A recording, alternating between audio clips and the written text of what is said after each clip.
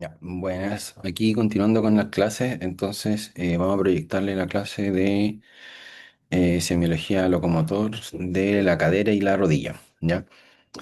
Bueno, acá vamos a ver específicamente estos dos puntos, ¿no es cierto? Y bueno, partiendo con la cadera, ¿ya? Entonces es súper importante que cuando hablamos de la cadera hay que ver lo mismo, ¿ya? Los elementos que yo puedo observar directamente y después los que voy a ir a evaluar tocando, palpando, ¿vale? Entonces, uno de los puntos que son clave es el tema de pedir a la persona que camine, la marcha. Ya dentro de lo que es la marcha, nosotros vamos a ver marchas pues, que pueden ser antiálgicas, marchas características, marchas por ejemplo, por algún grado de claudicación. Ya la claudicación puede tener, por si acaso, eh, dos elementos que habitualmente una claudicación que pueda ser más bien de características funcionales, por así decirlo, donde lo que estaría afectado podría estar asociado con elementos vasculares, ¿no es cierto? Por ejemplo, que la persona tenga una condición que se llama la claudicación intermitente, ¿ya? Que es decir, que tenga que parar de caminar por el dolor. em, y que se produce asociado a isquemia ya de la extremidad. Y por otro lado tendríamos los elementos de claudicación que están más bien asociados a elementos estructurales, anatómicos. Y esto es lo que tiene que ver muchas veces con fallas o dolores, ¿no es cierto?, que se producen en articulaciones específicas, como puede ser la coxofemoral o la patelar, ¿no es cierto?, en la rodilla. También hace parte de lo que sería la semiología de la cadera, ¿no es cierto? Asociado a lo mismo, la presentación de distintos grados de acortamientos, ¿no es cierto? Los acortamientos muchas veces uno los puede evidenciar en el examen físico, la inspección, obviamente la persona como mostrándonos la anatomía, ¿no es cierto? Más desnudo, pero también uno también lo podría sospechar a través de la misma marcha, viendo a la persona que camine, porque va a caminar como con esta típica cojera que la vamos a ver más adelante, que se puede dar por distintas cosas, pero hay unas que son más características, por ejemplo, lo que se puede ocurrir en la artrosis, ¿ya? En la coxartrosis. Ya para que se acuerden, se lo vuelvo a repetir, cuando hablamos de artrosis de cadera, hablamos de coxartrosis, y cuando hablamos de artrosis de rodilla, es una gonartrosis, ¿ya? Eh, Ahora bien, también podemos ver las típicas deformidades que pueden haber. Em, Aquí cobran importancia las deformaciones o deformidades que puedan darse en la infancia también, ¿ya? Como todo esto, lo que se conoce como las DDC, las displasias de cadera, ¿ya? La displasia de desarrollo de la cadera, ¿ya? O displasia de cadera como tal, que es lo mismo, ¿ya? Pero se suele abreviar como DDC, por si acaso. Básicamente ahí no se forma de manera como natural lo que sería el acetábulo, ¿ya? O la cabeza femoral, ¿ya? Cualquiera de los dos elementos, que sería esto que está por acá, ¿no es cierto? O bien la cabeza femoral. Entonces, por lo tanto, se produce algún grado de dislocación, po, ¿ya? Y esta dislocación lo que hace es que de primeras tenga una mal rotación de la misma articulación, porque no queda un grado normal, que de ahí vamos a ver cuál es el grado normal, por si acaso, que esto debería estar como entre 120 a 135 grados aproximadamente, el ángulo que se forma entre el hueso del fémur, ¿no es cierto?, entre la cabeza y lo que sería la parte coxal, ¿no es cierto?, del hueso de la pelvis. Y por lo tanto esto se debería detectar tempranamente, y de hecho es una condición GES que se manda para que la operen, ¿ya? Ahora, no es la única deformación, ¿no es cierto? En general, podemos también hablar que están las deformaciones que se producen también de carácter como más bien genéticas, ¿no es cierto? Donde pueden haber problemas o deformaciones más que articulares, como del propio hueso, ¿no es cierto? Ahí, si no estoy mal, hay una enfermedad que es la enfermedad de Behcet, se escribe Behcet. Y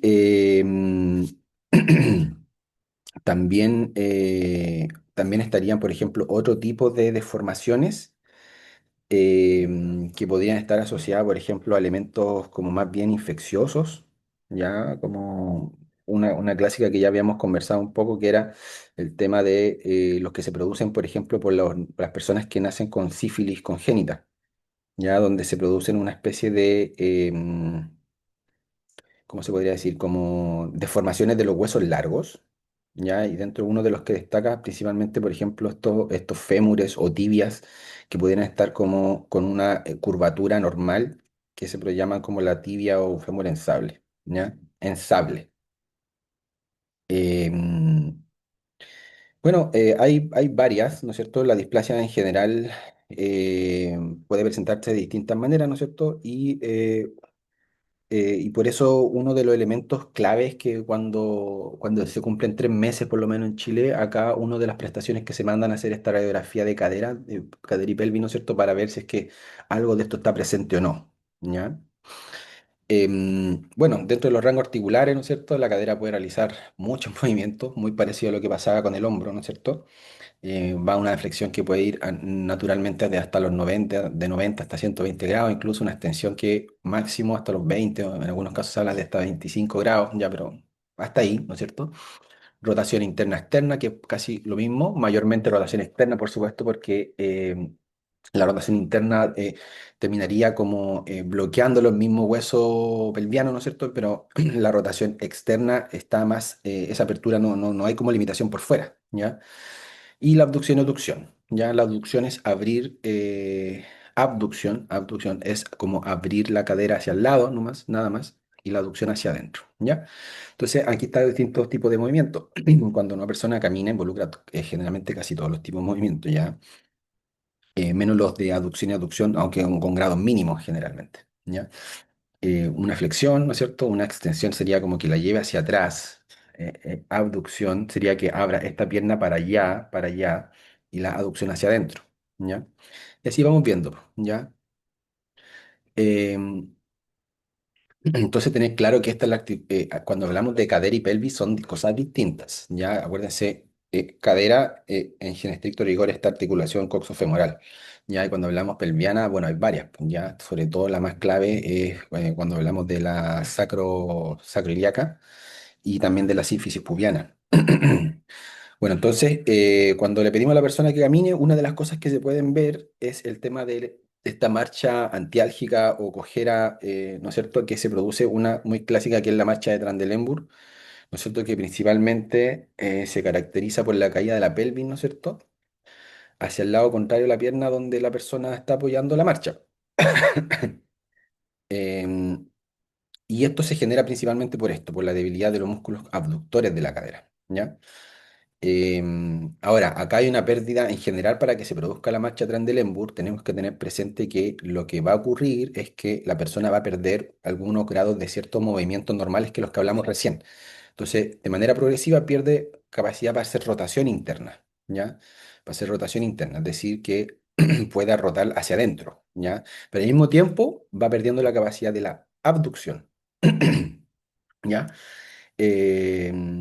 Entonces, en general, para que se produzcan también este tipo de condiciones donde la persona va a ir como cojeando, como dijimos, los músculos que se van a afectar son los músculos aductores y los mismos, los que entre los que se destacan, ¿ya?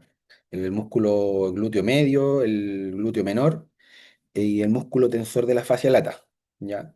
Que son músculos puros abductores, ¿ya?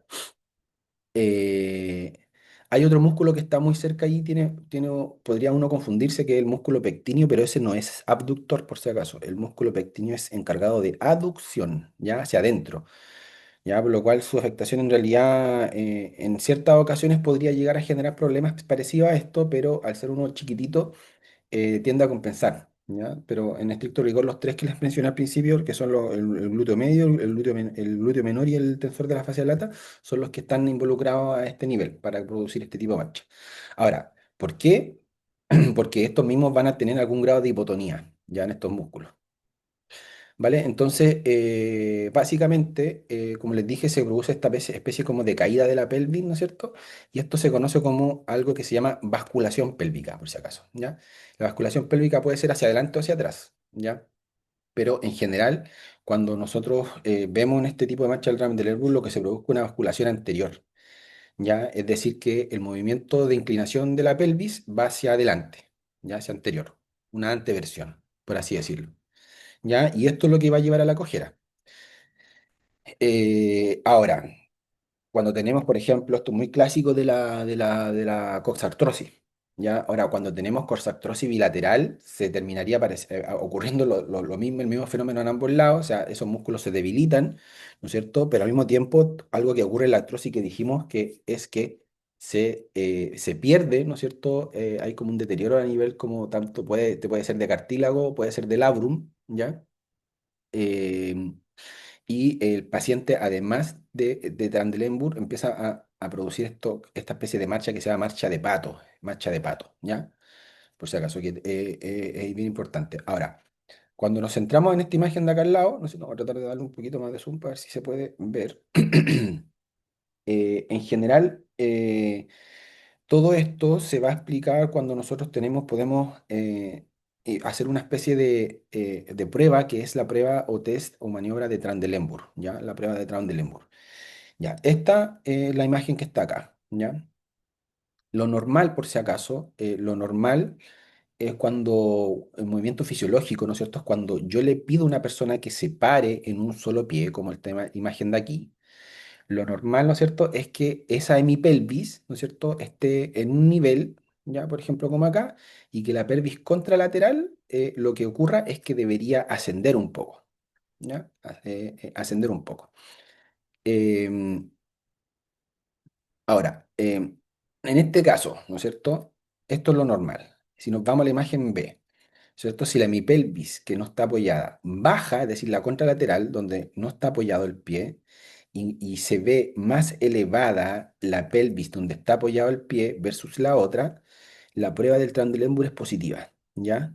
Eh, y eso se va a generar justamente por la musculatura glútea que hablamos anteriormente, ¿ya? Se puede dar por distintas causas, ¿ya? Por ejemplo, una de las principalmente es como, por ejemplo, la afectación de la musculatura glútea, ¿ya? Que, por ejemplo, una causa sería esta, ¿cierto?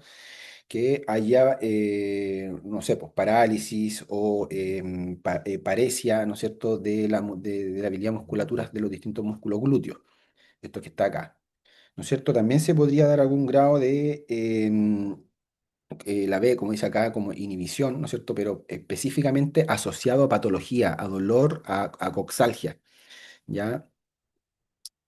A dolores, lesiones, por ejemplo, que se pueden dar acá, no sé, un traumatismo, la persona se cayó, se golpeó, se le inflamó, ya una subluxación aquí, la misma artrosis de la coxartrosis. ¿M?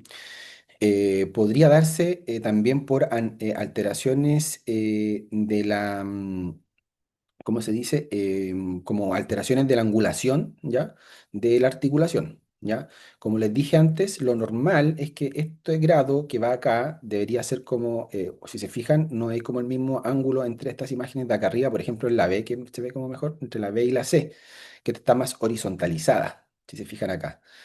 Si nosotros lo tiramos acá arriba. Y es porque justamente el ángulo normal coxofemoral va de los 120 a los 135 grados, ¿ya? Ahora, cuando nosotros tenemos un menor grado acá, o como esto, como sale aquí, por ejemplo, 100 grados, eso se conoce como coxa-vara, ¿ya? Que habla de que es menor la angulación, menor a los 120 grados.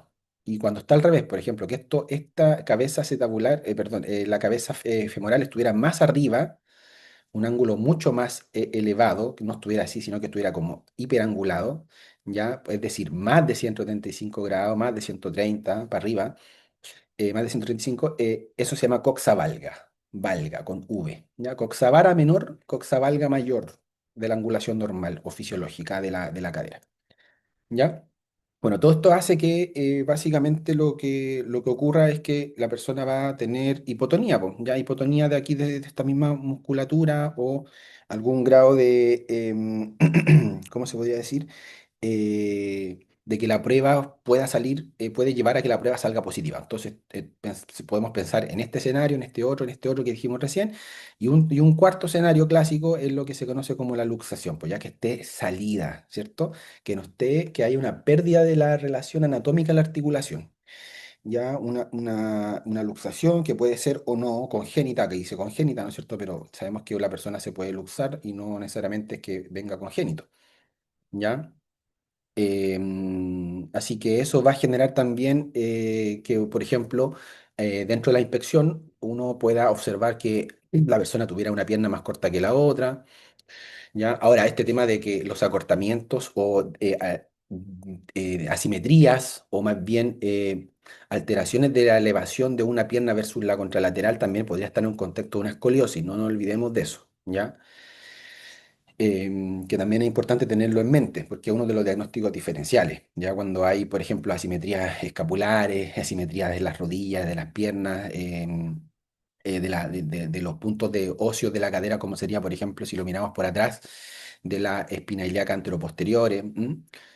Em, bueno, hay hartas cosas en relación a eso ya. Em, También podríamos hablar un poco también de lo que sería el tema de eso ya es rodilla, pero también tiene que ver con lo mismo, cuando hablamos como de las angulaciones normales entre cadera y rodilla, ¿no es cierto? Unas clásicas que yo creo que lo han escuchado, que es el genu valgo y el genu varo también, ¿cierto? Pero eso lo vamos a tratar de mencionar allí, ¿ya? Para no confundirnos. Ya, ahora, pasando a la palpación, entonces en general cuando tratamos de palpar ahí a nivel pélvico y cadera, ¿no es cierto? Es importante, hay puntos clave, ¿ya? Que justamente son estas las que yo siempre se lo digo, que son las espinas ilíacas. No la cresta ilíaca, por si acaso, no se confundan con la cresta ilíaca, son las espinas ilíacas. ¿Ya? Y tenemos cuatro, ¿no es cierto? La espina ilíaca, bueno, que en este caso estarían como al revés, ¿no es cierto? Estas serían las espinas ilíacas anteroposterior, perdón, sí, anteroposterior, ¿cierto? Espina ilíaca anteroposterior. Y espina ilíaca, em, bueno, esta imagen por posterior y adelante serían las espina ilíacas antero-superior y esta sería la espina ilíaca postero-superior, mejor dicho, postero-superior. ¿Ya? Postero-superior y antero-superior. Ya, ahora. Estos puntos son importantes porque aquí nosotros vamos de muchas veces a guiarnos para poder hacer maniobras, para ver si es que, por ejemplo, la pelvis está estable o inestable, ¿ya? Y justamente para poder evidenciar también si es que la persona tiene dolor o no, algún grado de movilidad normal o está fracturado, sobre todo en contextos pacientes que son los politraumatizados, como hemos conversado. Ahora, la imagen que está acá al lado no está cortada, ¿no es cierto? Pero esta sería una imagen anterior, ¿ya? Entonces, en este caso, como les dije, este punto que está acá, este sería, si lo ponemos de frente, sería la espina ilíaca anterosuperior, ¿ya? Y se pueden tocar, ustedes mismos los pueden buscar adelante, tocarse, tratar de esos huesitos que sobresalen justo ahí a nivel como debajo de su fosa ilíaca derecha e izquierda respectivamente. Si ustedes se buscan, el huesito que sobresale aquí en la cadera, esto es la espina ilíaca anterosuperior. ¿Ya? Y por detrás también se pueden llegar a palpar, por si acaso. Ya más a nivel como lo que se conoce como la cola, ¿cierto? También uno puede ubicarla. Y yo me lo estoy tocando ahora, es súper clásico buscárselo y para que lo identifiquen. Y si no se orientan, ya que yo creo que sí deberían saber tocársela porque pasaron por anatomía, busquen ahí un video, hay varios, varios en YouTube, ya de cómo tocar o cómo reconocer la espina ilíaca posterior superior. Ahora, no es lo único, ya, no es lo único, sino que, por ejemplo, hay otras cosas que son bien importantes a nivel de esta zona anatómica, que, por ejemplo, uno es la identificación de los elementos inguinales, ya, de los que más destacan son el reconocimiento de algunos tendones, por ejemplo, aquí como sale acá abajo, de los tendones aductores que están justo en esta zona de acá, ya, pero también de la patología linfática, ya, como pueden ser esto, lo que nosotros ya sabemos que se llaman las adenopatías, ¿ya? Y dentro de las adenopatías, por supuesto, en las zonas inguinales, que pueden ser unilaterales, pueden ser bilaterales, también podemos hacer reconocimientos de algunos elementos más bien patológicos, como puede ser la presencia de hernias, ¿no es cierto? En el caso de los hombres, nosotros sabemos que hay bueno, hombres y mujeres tienen el triángulo, el famoso triángulo que no me acuerdo si usted, o sea, no sé si se acordarán en realidad, pero el que al profe Poyet le gusta mucho hablar del triángulo de Scarpa, ¿no es cierto? SKARPA, pero también se llama triángulo femoral, ¿ya? Y justamente un punto anatómico donde pueden pasar elementos asociados a lo que sería el tema de aparición de hernia, ¿vale? Un punto más débil de esa zona abdominal baja o pelviana, ¿ya? Y en el caso de los hombres, uno de los elementos que pueden hacer que también estos tipos de hernias pueden pasar por estos elementos y la hernia puede estar inguinal únicamente o bien, por ejemplo, tener una hernia que involucre la salida de vísceras hacia el saco escrotal, por si acaso, ¿ya? También vamos a estar el reconocimiento de los pulsos femorales en dicha zona. ¿M? Eh, También es clásico, ¿ya? Tienen que aprender y saber buscarlo, búsquenselo ustedes mismos también, por favor. Sería bueno que tengan la capacidad de reconocer eso. Y los elementos de la sínfisis púbica también puede uno llegar a tocar y en algunos casos es un poco más incómodo porque involucra justo como una parte como supragenital, ¿ya? Y está ahí, está el huesito. Uno puede, en personas que son más flaquitas y todo, puede incluso como tratar de hacer como una especie como de enganche por acá, por aquí, con dedo, engancharse aquí en esta zona. Y por supuesto, no podemos dejar de mencionar elementos que son claves del hueso del fémur, que son los trocánteres, ¿ya? Especie el trocánter mayor y el trocánter menor, en esta zona de acá. ¿Ya? Son puntos que uno puede tocar en algunas piernas que están no tan hipertrofiadas con mayor facilidad, por si acaso, ¿ya? Eh, bueno, eso es como en general como de la palpación, ¿ya? También, bueno, pueden haber otros elementos que estén asociados, por ejemplo, que yo dentro de la palpación, justamente en el mismo triángulo de escarpa, justo al lado, ¿no es cierto? Yo podría tratar de apoyar intentar tocar ahí a nivel como de bursa, ya es más cercano con lo que sería como el trocánter, o bien también podría tratar de identificar en el caso de las personas que tienen coxartrosis algún grado de crepitación articular. Ojo que la crepitación articular también estaría en el grado cuando nosotros hablamos de las luxaciones coxofemorales congénitas, ya sobre todo en la guagua. Ya una manera de sospecharlo y cuando se hace ese tipo de exámenes o control, uno de lo que busca hacer es hacer esos movimientos de flexo, extensión de la cadera, tocando, palpando ahí para ver si es que crepita o no crepita, ¿ya? También podría ser, por ejemplo, cuando nosotros tocamos todo lo que es el trocante mayor en esta zona, ¿no es cierto? Si es dolorosa, en general nosotros podemos pensar que esto está en un contexto de una tenobursitis o una bursitis trocanteriana, ¿ya? Por eso es importante el reconocimiento de estos puntos, ¿ya? En general, estos son dolorosos a la palpación, pero sobre todo si es que se mantiene palpando, palpando, y uno hace estos movimientos de abducción y aducción, para allá y para allá, para allá y para allá. Mientras se mantiene palpando, generaría mucho dolor, ¿ya? Em, bueno, hay hartas pruebas que nosotros vamos a pasar las pruebas, pero hay hartas pruebas, pues muchas, acá no están todas, pero están como las más claves, por si acaso, dentro de las que se destacan estas dos, que por si acaso no es que tengan el nombre de alguien, no son nombres epónimos como otras pruebas, sino que básicamente son como un acrónimo, ya tienen el nombre asociado a los movimientos que hace la cadera. Ya entonces el test de Fadir, ¿no es cierto? No es más que una maniobra donde la cadera nosotros lo que vamos a involucrar es tratar de hacer F de flexión, la A sería de aducción, ¿no es cierto? Entonces aquí se hace flexión a 90 grados, que el paciente aquí ya lo vemos, ¿no es cierto? Se elevó la cadera a flexión a 90 grados, se hace una aducción, ¿no es cierto? Que es de llevar la cadera hacia adentro, aquí como si se fijan, la llevó para acá, pasó más la línea media, y posteriormente se hace una rotación interna, que es lo que está haciendo con esta otra mano, ¿ya? Está el video por si acaso, ¿ya? Eh, y el paciente debería tener todo esto sin ningún grado de dolor. Ya todo esto lo normal es que cualquier persona pudiera hacerlo.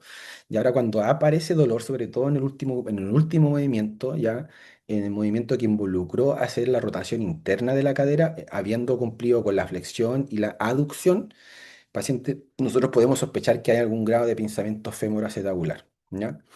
Ahora, el tema del pinzamiento acetabular, en general, nosotros también se pueden sospechar por otros tipos de, ¿cuánto se llama?, de movimientos, ¿ya?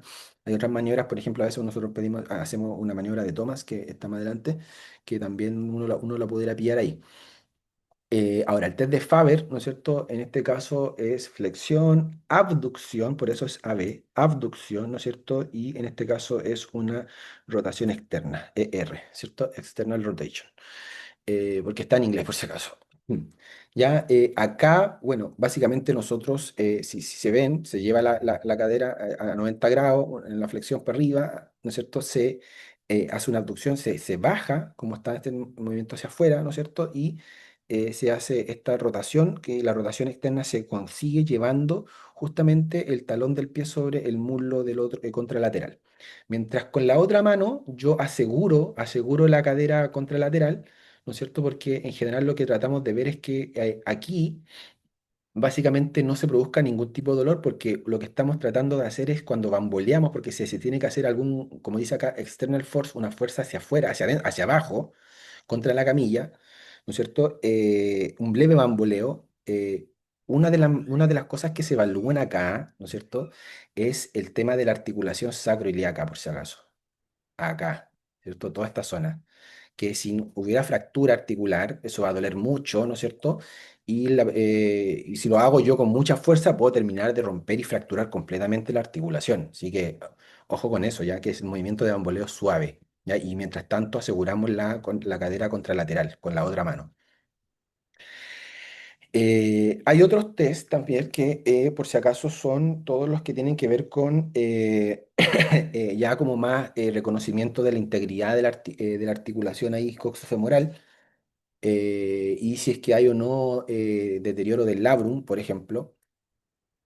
En esos casos, por ejemplo, tenemos este test que es el test de roll test, ¿no es cierto? Ahí en esta zona, cuando uno hace este movimiento de rol como de enrollarse, como que gire, ¿cierto? Básicamente con ambas manos, una a nivel infra y la otra a nivel supracondilio, ¿no es cierto? Yo hago como que si estuviera con un uslero, ¿cierto?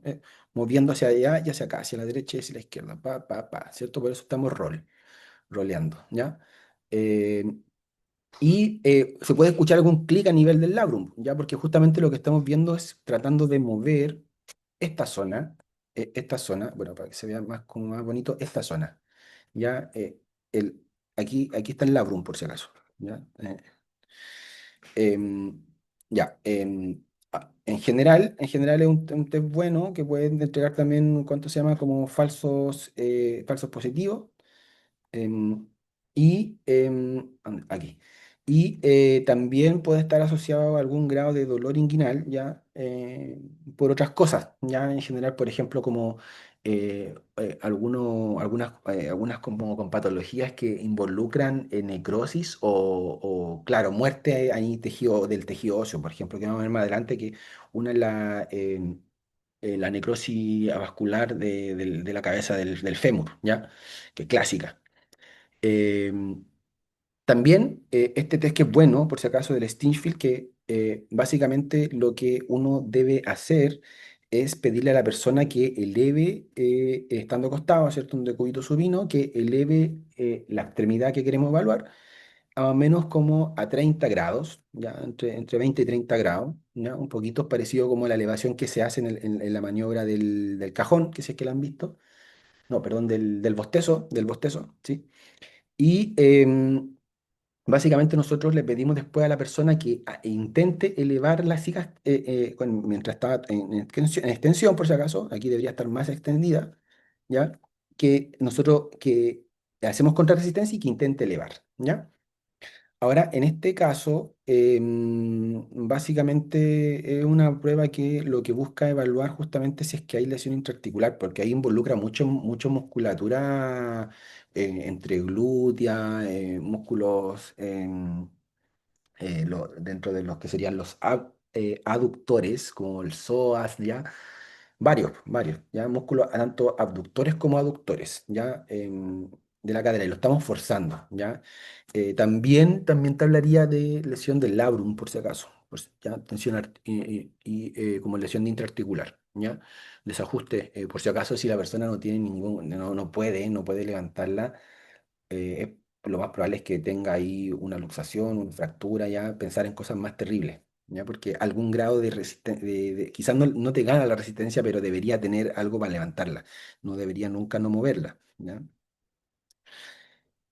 Y luego tendríamos esta maniobra que es bien clásica, igual es una maniobra que deben sí o sí dominar, junto con por lo menos la maniobra del roll test, Fadi y Faber sobre todo. Ah, ojo que la maniobra de Faber, no lo mencioné, pero tiene otro nombre ya, tienen otro nombre clásico que se conoce como la maniobra de Patrick. Patrick, así como Patrick, ¿ya? Y otro nombre más informal, la maniobra del 4, ¿ya? Porque lo que se busca aquí, por ejemplo, es formar una especie de 4 entre las dos extremidades inferiores.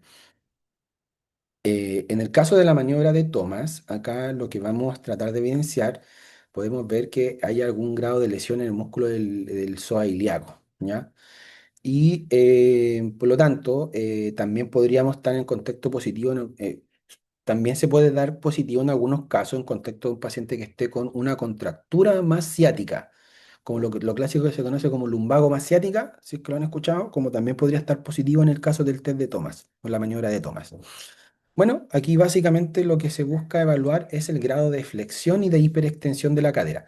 ¿Ya? Los dos movimientos, flexión y extensión, o más bien hiperextensión. ¿Por qué hiperextensión? Porque en general cuando yo estoy como acostado sobre una superficie, estoy en decúbito supino, ¿no es cierto? Yo sé que, por ejemplo, a nivel de la cadera, la articulación debería estar como a 180 grados, ¿vale? Pero cuando yo flexiono una, por ejemplo, acá como está este dibujo, cuando yo flexiono una, por ejemplo, en este caso, el paciente se está haciendo una flexión de cadera derecha, ¿se fijan? ¿Ya? La otra cadera debería, en general, el movimiento natural que debería hacer es una hiperextensión, ¿ya? Y acá se habla, por ejemplo, de que si yo estoy a 180 grados, la hiperextensión involucraría que la pierna como que se sobreestire, ¿no es cierto? Se sobreextienda y llega a los 200, a los 210 grados, ¿ya? Quizás no pasando como el borde de la camilla, pero sí como que queda más estirado a nivel del empeine del pie y los dedos, ¿ya? Voy a tratar de igual proyectarle acá una otra imagen para ver si lo pueden entender. Eh, Orientación horizontal, ¿ya? Entonces, si se fijan, acá estamos viendo la maniobra de Thomas, igual como más versión argente, y acá lo que les decía, pues ya tanto los movimientos de flexión y de hiperextensión. Entonces, esto es lo normal, ya que cuando yo eleve una cadera, la otra de pase, por ejemplo, acá si se fijan como que incluso como que involucró como que el pie se ve rotado, no se ve como 100% hacia arriba, ¿cierto? Y por lo tanto, cuando hace esto, la otra baja un poco más la inclinación. ¿Ven? Dice como que baja una hiperextensión normal de 30 grados que lo llegó de 180 a 210. ¿Ya? Ahora, ¿qué pasa con la maniobra de Thomas para que me dé positivo? Esto no debería ocurrir, pues debería ocurrir esto otro, donde básicamente lo que está pasando es que si no se hiperextiende, sino más bien lo que ocurre es una flexión, ¿no es cierto? Y si se fijan, acá incluso hubo flexión de la cadera. ¿Por qué? Porque hubo como una especie como de angulación donde acá está la rodilla más arriba, ¿ya? Está más arriba. Y esto me habla de que lo más probable es que haya un pinzamiento o una lesión, alguna contractura, algo que esté involucrando el músculo, el iliopsoas o psoas ilíaco, ¿ya? Em, Vamos a tratar de llevar la imagen al otro lado. Eh, Ahí. ¿Ya? Entonces no se olviden de la maniobra de Thomas, flexión, hiperextensión, positivo si es que la cadera contralateral se flexiona en vez de hiperextenderse, ¿ya? Y bueno, tenemos también la maniobra del overtest o de la banda iliotibial, ¿no es cierto? Acá también lo que se producen es debilidades de músculos aductores, en este caso, ¿no es cierto? Se le pide al paciente que acá, bueno, sale una imagen de un paciente haciéndose o un evaluador haciéndoselo solo, no, no es la mejor forma, por si acaso. Esto debería hacerlo siempre la persona, un evaluador con siempre movilidad pasiva, ¿ya? Ojo que la mayoría de todos estos movimientos, de estas maniobras que hemos visto, ¿ya? Eso se me olvidó decirlo, pero es clave que es el evaluador el que hace la fuerza, no es la persona, ¿ya? La persona tú tienes que pedirle que deje la articulación. Muerta, por así decirlo, ¿ya? Que no mueva nada, que no se tenga cero fuerza, que sea tú, el médico, el evaluador, el que va a mover la extremidad, ¿ya? Por lo tanto, hay que tener un grado de fuerza igual, ¿ya? Sobre todo para las niñas y para que vean la opción de entrenar musculatura, porque a ver, las piernas pesan harto, por si acaso. ¿Ya? Y en este caso del overtest, básicamente lo que se le pide a la persona, o sea, o lo que yo haría en estricto rigor es situar al paciente en decúbito lateral. En este caso, si yo quiero evaluar la pierna derecha, y yo tendría que poner al paciente en decúbito lateral izquierdo, como está acá. ¿Ya? El paciente está en decúbito lateral izquierdo, yo voy a evaluar esta pierna, la pierna derecha. ¿Ya? Y lo que hago no es más que hacer una flexión de cadera, ¿ya? Como casi a 90 grados, con flexión de rodilla, ¿no es cierto? Y hago una leve abducción y rotación externa, ¿ya? Eh, Mínima. Y en este caso, cuando es lo normal es que esto se produzca como una especie como de caída de la rodilla hacia la otra, ¿ya? Eso es lo normal. En unos casos, cuando nosotros encontraríamos positivo la prueba, es que la pierna no cae, no cae, se queda como enganchada en esa zona, ¿ya? Bueno, hablando ahora de las patologías que involucran a la cadera, ¿no es cierto? Tenemos una bien clásica que ya lo hemos conversado un poco, que serían las coxartrosis, ¿no es cierto?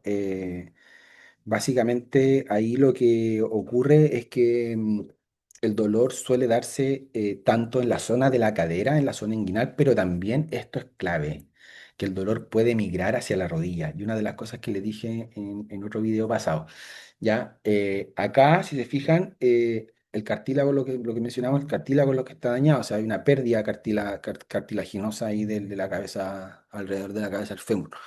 Ya, por lo tanto, lo que involucra es que el hueso se impacte ahí adentro en la cabeza del fémur, y eso es lo que hace doler, y por eso también se limita el grado de la articulación. El movimiento articular está limitado. Esta patología de la artrosis en general puede cursar con clics, ¿cierto? Puede cursar con una disfuncionalidad completa de la articulación, como habíamos visto en los grados de la funcionalidad de la articulación. Y otro elemento también que, como les dije, que puede llevar al tema de la marcha de Trendelenburg también, por si acaso. Tenemos la necrosis vascular de la cabeza del fémur, donde principalmente el dolor ya suele no darse tanto a nivel como por la parte externa de la cadera, ¿no es cierto? Sino más bien inguinal. Aquí es más clásico el dolor inguinal, por si acaso. Es un dolor que, por si acaso, este dolor tiende a, como es artrosis, es un dolor mecánico, va a ceder con el reposo, por si acaso. Y algo que no ocurre en este otro es que no cede con el reposo, te mantiene todo el rato el dolor y suele ser un dolor tipo isquémico también, por supuesto. Va a molestar mucho más con la marcha, por lo tanto la persona capaz que esté acostada cuando la pillemos en el contexto de un diagnóstico que estamos pillando recién, ¿no es cierto? eh, Dentro de las cosas que pueden llevar clásicamente a la producción de esta condición, ¿no es cierto? Por supuesto, las condiciones traumáticas, ya es una fractura de cadera, ¿no es cierto? Fractura de cuello femoral, que se rompa en esta zona, aquí, tic, tic, tic, o que se rompa la misma cabeza del cuello, que se rompan a algunos niveles como por acá. Entonces, básicamente tendríamos la pérdida de la irrigación sanguínea, porque se fijan acá están estas arterias retinaculares, ¿no es cierto? que si vemos nosotros, por ejemplo, la arteria circunfleja, que es una de las que más llega a tener como la capacidad de irrigar toda esta zona, se ve por alguna lesión limitada y se produce una isquemia, ese ya clásico para que lleve para este tipo de lesiones, ¿ya? Perdón, de patología, de la necrosis vascular. Ya, pero esas son las traumáticas, pero también están las que son atraumáticas y unas que nunca deben olvidar son el lupus, ¿no es cierto? Muy importante, que también cuando en fases agudas puede llegar a producir esto, ya porque también el lupus cursa con algunos grados de, ¿cómo se dice?, de anemias, ¿no es cierto? En esos casos, en estas anemias que pueden ser como... em, ay, se me olvidó el nombre. Anemias falciformes y anemia hemolítica también pueden llegar a comprometer esta necrosis de acá, de la cabeza del fémur. La artritis reumatoide también es otra muy clásica, ¿ya? Pero el lupus es tiene como mucha asociación con la aparición de necrosis avascular, ósea y atraumática en ese contexto, ¿ya? Bueno, tenemos la artritis aguda, por supuesto, ya lo saben, inflamación de la articulación en dicha zona. En este caso va a estar con dolor en reposo y en movimiento, ¿ya? Gran limitación de la zona. Generalmente el paciente puede tener fiebre, puede tener compromiso del estado general, puede llegar incluso a estar en contexto de un paciente en shock séptico. Ya cuando hablamos de estas artritis agudas que pueden ser secundarias justamente a una artritis séptica, ¿ya?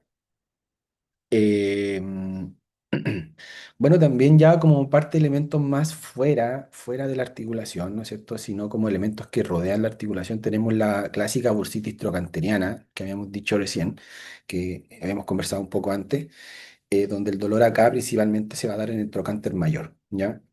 En la cara como más externa, cara lateral, ¿no es cierto? Y de la cadera. Entonces, en general, es un dolor que va a mejorar durante el día, por si acaso. Una de las características de la bursitis es que va a mejorar durante el día porque hay movilidad y fricción de los líquidos, ¿no es cierto? Y el dolor se produce de las compresiones en esta zona y en general en la noche cuando la persona, por ejemplo, si se recuesta sobre ese lado, ahí el gatilla mayormente el dolor. ¿Ya? Bursay in the hip, ya, eso, por si acaso, bursity en la cadera, por si acaso, ¿ya? También tendríamos la bursitis isquiática, ¿no es cierto? Que en este principalmente el dolor sería como se irradiaría hacia atrás, hacia posterior, a la zona glútea baja, ¿no es cierto? Y por supuesto que una de las características de esta es que al ser isquiática lo que va a molestar es cuando la persona esté caminando, sobre todo, o bien cuando la persona va a hacer los movimientos de entre sentarse y pararse, sí, pues entre sentarse y pararse, ¿ya? Como adquiere la posición de bipedestación o adquiere la posición de sedestación. En esos movimientos de subir y bajar es cuando el dolor se exacerba, ¿ya? También, bueno, esto es fracturas, ¿no es cierto? Bueno, acá en estos casos de fracturas también hay que conversar elementos que de otras maniobras, además de la maniobra que vimos de la maniobra de Patrick, ¿no es cierto? Y la maniobra de Fadi, ¿no es cierto? Hay otras dos maniobras que voy a tratar de proyectarles ahora, que son muy buenas que las tengan en mente también, que son la maniobra de Bollmann y Eriksen, por si acaso, Bollmann y Eriksen, ¿ya? Em, bueno, acá parece que se les ve, ¿ya? Sí, ya, entonces, bueno, acá maniobra de Bollmann y Eriksen básicamente son maniobras de apertura, ¿ah? Se conocen, apertura y cierre, ¿ya? La maniobra de Bollmann es la de apertura. Básicamente, cuando yo les dije, oye, la espina ilíaca anterosuperior es el punto de importancia, sí, ya, porque es ahí donde nosotros vamos a identificar primeramente para luego poder hacer ambas dos maniobras, estas dos, ¿ya? Entonces, imaginemos que aquí está justamente los pulgares de de valor, ¿no es cierto? Aquí está un poco, él está abriendo más con la parte como tenar, ¿no es cierto? Como la parte aquí, como más casi palmar. Eh, pero tú lo deberías hacer también como, tú podrías o lo deberías hacer también con la parte de tus pulgares, ¿ya? Entonces, si nosotros aquí estarían los rebordes óseos, que es el punto anatómico que habíamos pedido, ¿no es cierto? Entonces, para poder hacer la maniobra de Boltzmann, yo debería situar, eh, vamos a tratar de, para ver si me pueden ver. ¿Ya? Entonces, situar mis pulgares, ¿no es cierto?, sobre el reborde óseo, ¿no es cierto? Imaginemos que mi reborde óseo está aquí, entonces me pongo pulgar por arriba y por los lados, como se ve en la imagen, yo con las otras manos aseguro estabilizo lo que sería la cadera, ¿ya? Entonces, cuando yo quiero hacer para abajo y hacia afuera, trato de hacer esos movimientos, como intentando abrir la cadera, por eso se maniobra de apertura. No debería ni doler ni nada. Si ustedes lo practican, no se van a dar cuenta que, ok, hay algún grado mínimo de movilidad, pero no duele, ¿ya? Y la maniobra de Eriksen es una maniobra de cierre, ¿ya? Esta maniobra básicamente es lo mismo. Ahora, en vez de yo situarme por arriba del reborde óseo de la espina ilíaca superior, yo me pongo por abajo, ¿ya?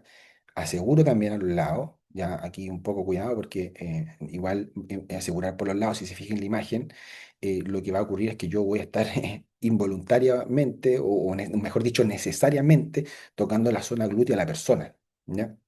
Entonces está el reborde, me pongo por debajo y lo que trato de hacer es una maniobra de cierre, o sea, hacia arriba y hacia adentro, hacia arriba y hacia adentro, como haciendo esto, como cerrando la cadera. Tampoco debería doler, tampoco debería molestar y debería haber un grado mínimo de movilidad. Ya, entonces dice maniobra apertura Boltzmann con el paciente inductor dorsal, se presiona la espina ilíaca hacia afuera y hacia abajo con ambas manos. Y la de Eriksen en igual posición se presiona hacia adentro, ya hacia arriba y hacia adentro, la parte para como cerrando las crestas ilíacas. De otra forma, como cerrándolas, ya presionándolas hacia adentro, no debería molestar nada, ¿ya? Vamos a tratar de compartir la otra parte eh, ah,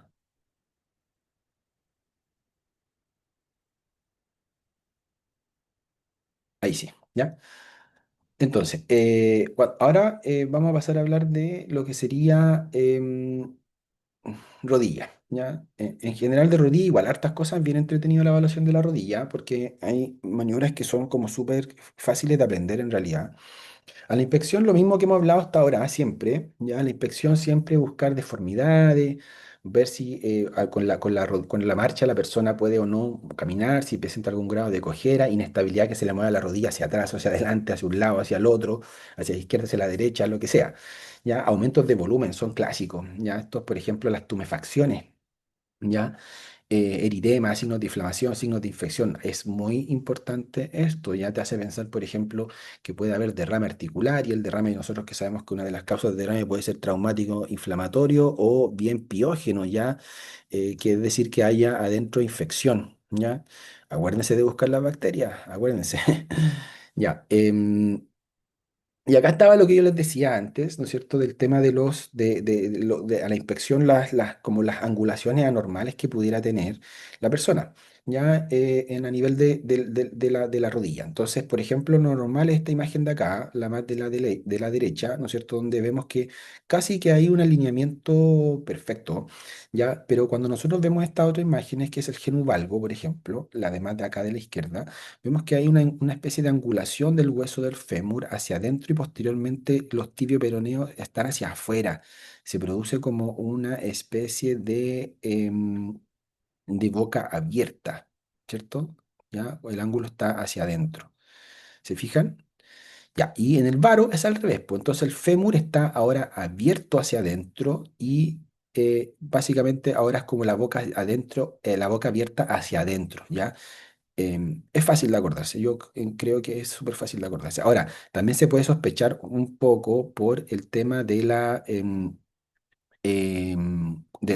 también que veamos como los pies, ya a nivel del tobillo, si el tobillo está muy hacia afuera, ya con una desviación hacia afuera, hacia los meñiques de las pies al quinto ortejo, también, pues eso es concordante con el genu valgo. Ya en cambio, la movilidad hacia adentro del pie, hacia el primer ortejo, eso es concordante con el genu varo, ya que aquí no se ve tanto, pero sí, ya para que lo busquen ustedes.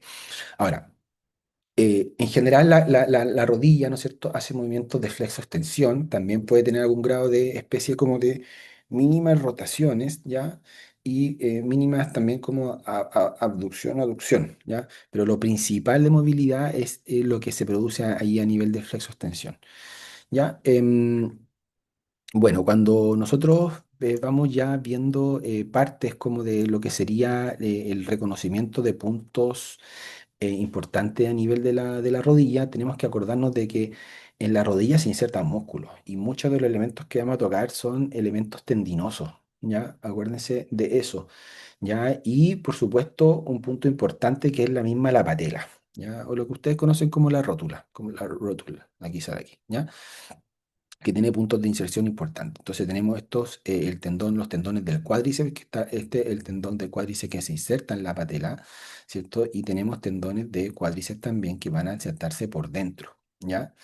También tenemos todos los puntos que llegan a insertarse a nivel más bajo, ya a nivel sobre lo que sería el platillo tibial. ¿Ya? Y acá es importante destacar que muchas veces estos puntos de inserción podemos nosotros estar rotos, por ejemplo, que puso un desgarro, ¿no es cierto? O tuvo un E15, ¿no es cierto?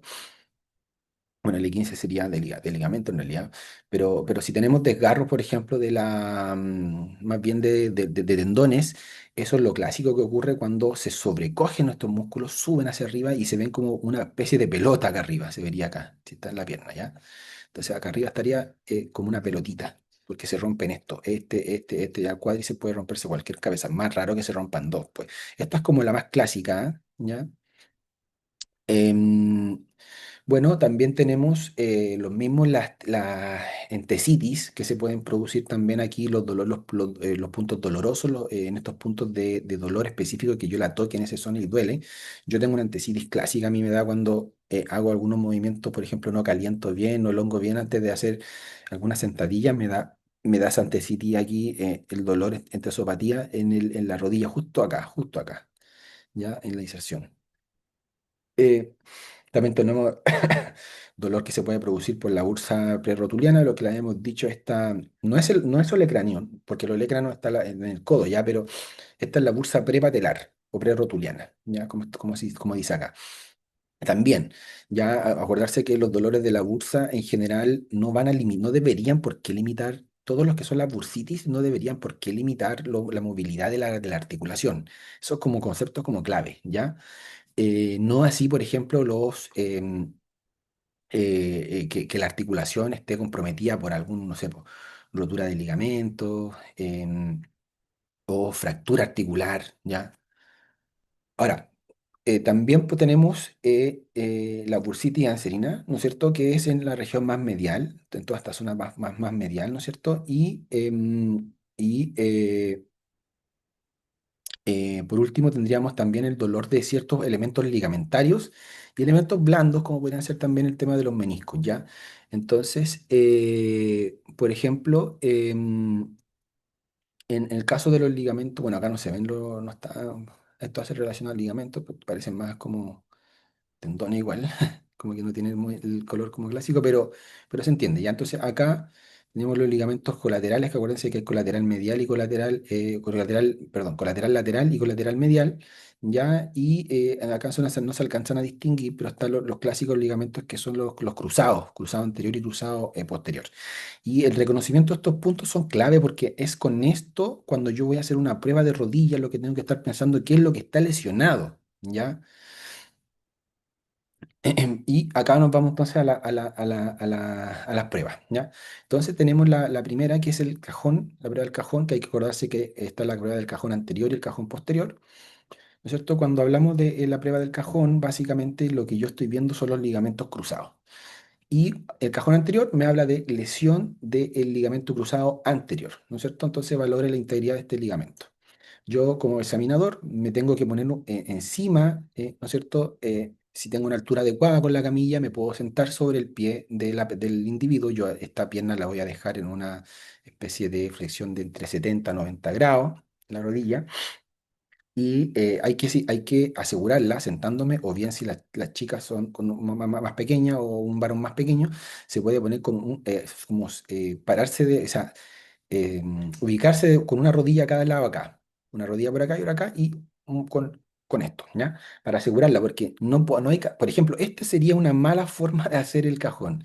Se fijan que no está estabilizado acá abajo el pie, ¿ya? Y además está el dibujo medio raro, como que está como amputado. No. Ya, entonces, acá, si hago el cajón, todo esto puede moverse en este eje, ¿ya? Entonces, esto es un buen ejemplo para ver cómo no hay que hacerlo. Esta sí, aquí está asegurado acá arriba, y la otra, esta persona se podría como poner una rodilla en cada lado acá para asegurar el pie, ¿ya? Para que no ceda y para que la prueba me salga buena, ¿ya? Entonces, básicamente lo que se tiene que hacer es enjaular la rodilla. Vamos a activar otra vez la cámara para ver si es que me pillan la idea de lo que les quiero decir. Entonces, básicamente yo rebusco el reporte de los platillos tibiales con los pulgares, ¿no es cierto? Y hago una especie como de L, como sale acá en la imagen. ¿Ya? Bueno, acá en este caso no la hizo, sino que agarró directamente como todo por detrás, ¿cierto? También se puede hacer así, pero yo la trato como hacer como una L, la agarro aquí, pongo acá atrás y con los otros tres con la fosa, en la fosa poplitea. Y lo que intento hacer es un movimiento en tándem. No, no hago como esto, ¿ya? Sino que hago como que yo me tracciono completamente. Tórax con todos los brazos rígidos y me tiro hacia atrás. Y lo mismo hacia adelante, con todo, como todo el cuerpo. No hago esto, ¿ya? Sino que hago como esto, como yo, para allá y para allá. Ahora, ¿qué me da positivo de la prueba? Dolor, por supuesto, pero más que el dolor es que haya una movilidad haya una movilidad de la articulación. Imaginemos que esta zona, que a nivel de fémur es esto, lo que yo estoy acá, ¿vale? Y esta otra zona de acá abajo, la tibia, ¿no es cierto? Es esta otra mano que está aquí, ¿vale? Para que se vea. Entonces, aquí fémur, tibia, ¿ya? Y eso es lo que va a jugar. Si yo tengo una prueba positiva del cajón anterior, significa que, si se fijan, voy a tratar de acercarlo, lo que va a ceder el movimiento es hacia afuera, hacia allá. Todas las rodillas tienen algún grado de movilidad, que no debería ser de más de 1 centímetro, por si acaso, entre 0,5 y 1 centímetro. Juegan un poquito, aquí, aquí, aquí. Cuando hablamos de un cajón anterior positivo es que se sale, ¿ya? Más de 1 centímetro, 1,5 centímetros, en ese rango, y duele, ¿ya?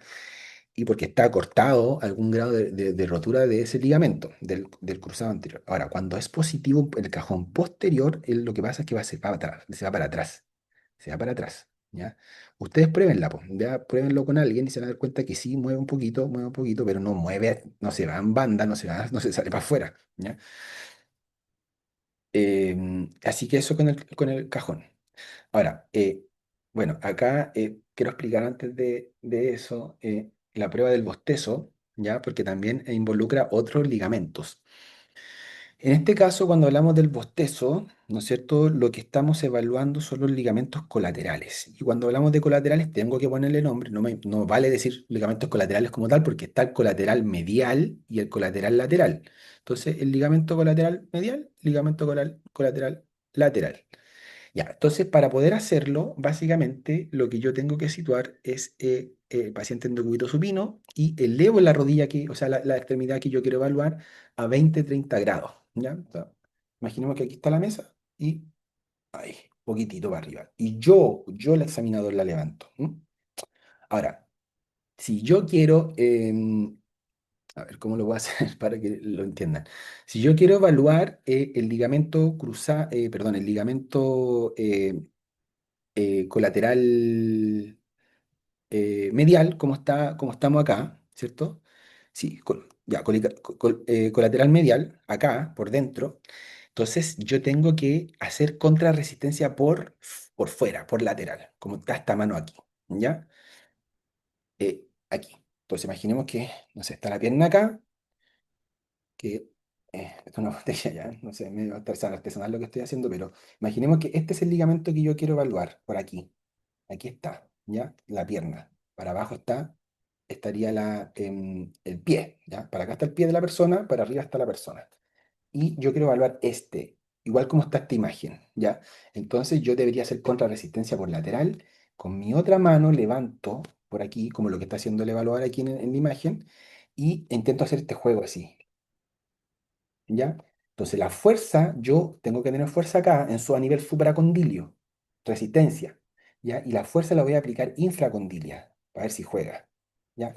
básicamente lo que yo estoy viendo es que si esta fuera mi pierna, ¿no es cierto? Aquí estaría la rodilla, esta sería mi fémur, y aquí estaría la tibia. Básicamente lo que yo, si lo estoy viendo de arriba, es que haga esto, estos movimientos que hagan. Así. Tut, tut, tut, tut. Y no debería hacer eso, ya. Como que hay un mínimo movimiento, pero no debería ni moverse, ni menos doler. No duele, no duele, te lo digo, no duele. Cuando duele es cuando está roto, y se lo digo con propiedad porque yo he tenido lesión 2 veces del ligamento medial de la pierna derecha, y uno coge al tiro y duele mucho. Ya, ahora, cuando quiero ver el otro, ya, evaluar, ahora, otra imagen, ¿no es cierto? Imaginen que yo quiero evaluar el lateral. ¿M? Entonces la resistencia del evaluador debería estar puesto por acá, por medial. Entonces, lo mismo, tenemos acá, si yo quiero evaluar ahora acá abajo, el lateral, ¿cierto? Aquí está la pierna, el pie está por acá, está así, ¿cierto? Aquí arriba la zona de la cadera, ¿no es cierto? Y si yo quiero evaluar esto, entonces la resistencia mía debería estar por medial. A nivel supracondilio, imaginemos que esta guatita que está acá sería la rodilla, por dentro, y yo agarro por abajo y intento hacer esto. Ya intento hacer esto, tirando la fuerza hacia medial, ¿no es cierto? Pero justamente con resistencia medial. ¿Ya? Aquí están los videos, es súper fácil de hacer, la verdad. Lo que tiene que acordarse es que la elevación de la pierna son todos movimientos pasivos, no activos, son todos pasivos, y la elevación de la pierna va entre 20 a 30 grados. ¿Ya? Puede ser en el contexto de una rotura parcial o rotura completa del ligamento. ¿Ya? Ahora, vamos a los test de meniscopatía, ¿ya? Acá tenemos esta prueba que se llama McMurray y de Apley de rodilla, ¿ya? O McMurray en prono o inverso, ¿ya? Básicamente esto evalúan los meniscos, como sale acá, ¿no es cierto? La indemnidad de los meniscos, acuérdense que hay dos meniscos, ¿ya? Por eso es meniscos, no menisco. Y para poder hacer McMurray, ¿no es cierto? Con el clásico McMurray, el paciente en decúbito supino, lo que yo hago es levantar la rodilla 90 grados, como está la imagen acá, ¿ya? Eh, deberíamos tener una especie de fuerza haciendo acá, por eso si se fijan, ahí sale una flecha, vamos a tratar de agrandarla, sale una flecha acá, ¿ya? En esta zona, y yo llevo a sujeto, también nos sale una flecha acá, pero deberíamos también tener como algún grado de fuerza desde la otra pierna, ¿ya? Vamos a tratar de simularlo de nuevo. Que yo tenga esta mano sería esta que está acá, ¿ya? Entonces estoy agarrando la rodilla y por el otro lado agarro la otra, ¿ya? Aquí, y básicamente como que me intento juntar, como comprimir, presionarlo, ¿ya? Y hago movimientos como de rotación de justamente de la rodilla. Entonces, aprieto, roto y lo llevo hacia afuera, ¿no es cierto? Y estoy evaluando, o sea, perdón, hacia afuera, ¿sí? Como en este caso, en esta imagen, estaríamos evaluando el menisco lateral. Ahora, si yo lo llevo hacia adentro, entonces presiono, roto hacia adentro y evalúo hago un movimiento ahora como de rotación hacia afuera, perdón, hacia medial, menisco medial, ¿ya? Entonces evaluamos los dos. Levanto yo, evaluador, tengo acá, presiono, presiono, roto y muevo, roto y muevo. Ahora, lateral, roto y muevo hacia adentro, medial, ¿ya? No es difícil hacerla, McMurray, la verdad. Ya ahí lo podemos revisar si quieren, cuando se pueda, cuando se quiera, pero no es compleja a mi gusto y está muy ampliamente distribuido, detallado como se hace en video. ¿Ya? Lo otro, ahora, la otra prueba que faltó, que es el McMurray invertido o el Apley, ¿ya? El Apley de rodilla. Aquí también es lo mismo, aquí el paciente lo situamos, queremos evaluar lo mismo, patología de menisco, ¿ya? Rotura o lesión. El paciente básicamente lo que hacemos ahora es ponerlo al revés, ¿ya? Lo vamos a poner en decúbito prono, está acostado de guatita abajo, ¿no es cierto? Y yo voy a hacer cargarme sobre cómo sale aquí, ¿cierto? Vamos a imaginar ahora que esta botella salió una, ¿ya? Que estamos así. Y yo me cargo hacia abajo en la zona del talón, ¿ya? La cargo y hago estos movimientos como de rotación y para allá, rotación y para acá, rotación y para acá. Imaginemos que está el pie del paciente, ¿ya? Entonces yo me cargo roto y giro, roto y giro. Y para el lado que yo giro, por ejemplo, si giro medial, estoy evaluando medial. Si giro para el otro lado, para acá. Ahora, podemos hacer los dos. ¿Cuál de los dos es mejor? Las dos son buenas. Hay más como grado de descripción, como de mayor sensibilidad en el caso del McMurray, ya como tal. Pero, por ejemplo, esta de Apple o McMurray invertido también sirve, por ejemplo, para personas que tengan menos fuerza en los brazos, ¿ya? Porque si se fijan, cuando yo estoy haciendo el McMurray normal, yo agarro por los dos lados, o sea, fuerza a los dos brazos, porque estoy comprimiendo, ¿vale? Eh, en cambio, en el de Apley o el McMurray invertido, una de las fuerzas que yo estoy haciendo, ahora yo no la hago porque yo la compresión la estoy haciendo con una fuerza, con una mano, sostengo, y ¿dónde está la otra compresión? La que estaba haciendo acá en la mesa, en la mesilla, en la camilla, ¿cierto? Entonces estamos ahí. Quizá para las personas como más, con menos fuerza, más flaquitas, ¿no es cierto? Alguna dama quizá puede ser, no sé, ¿ya? Para que lo tengan presente. Y eso en general, ¿ya? Esos son como los elementos que tendemos a evaluar clásicamente en rodilla, ¿ya? Ahora, si vamos a un caso, entonces tenemos un paciente masculino de 30 años, consulta por gonalgia izquierda aguda, ya mientras practicaba tenis, ya, o sea, llegó, no debe llevar más de una hora en este dolor, ¿no es cierto? Y resulta que le hicimos la prueba de recién, la misma que le hicimos en el McMurray, y me salió positivo, McMurray positivo, o sea, que tiene dolor cuando yo le estoy haciendo estas compresiones, apretando la rodilla en sí, y además la estoy rotando y desviando y presenta con pie en rotación interna. ¿M? Pie en rotación interna, ¿vale? Es decir, como girado un poco hacia adentro. El diagnóstico más probable es, bueno, aquí ustedes deberían ser capaces de ya, con todo lo que dijimos, de determinar cuál sería. ¿Ya? ¿Será el ligamento cruzado? No lo sé, no sé, se las dejo a su criterio. ¿Ya? Pero ¿será una lesión meniscal medial? ¿Mm? ¿Será una bursitis anserina? ¿Será un menisco externo o un ligamento colateral externo? ¿Ya? Piénsenlo, evalúen, vean lo que vimos recién nomás, y ahí ustedes deberían ya sacarla. Ya, eso. Muchas gracias.